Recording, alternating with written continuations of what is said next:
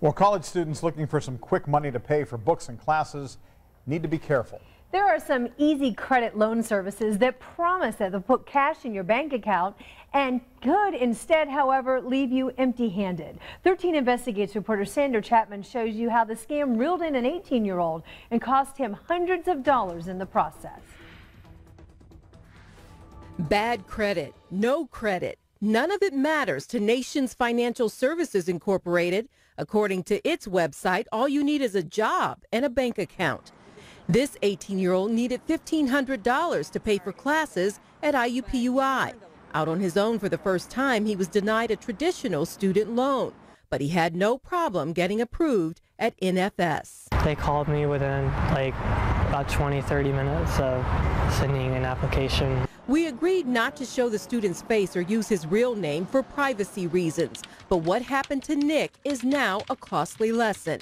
It started when Nations Financial Services asked Nick to purchase vouchers in a show of good faith. So I had to go to the nearest CVS store, and once I did that, then they would do the transfer.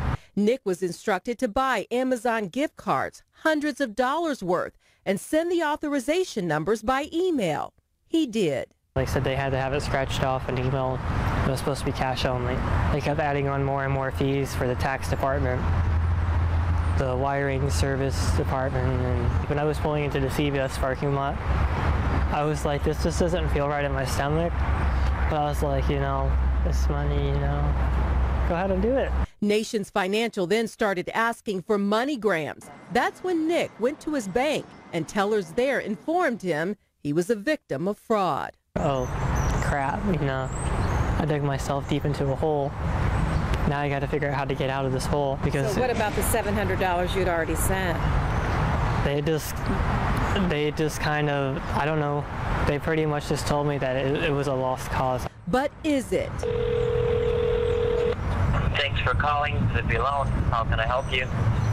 Yeah, I was wondering if I could have back my money that I had sent you guys. Nick called Nations Financial. The loan officer told Nick and 13 Investigates the loan was pending and that the only way he could get money back was to pay more money, this time for a bank-to-bank transfer fee. And to receive the loan, he has to pay $299. In the end, the loan officer said Nick would get a refund in 7 to 10 days, but no one's banking on it. Even though maybe your last option, you need to do full research on it and don't just assume that, hey, yeah, this looks like a good idea.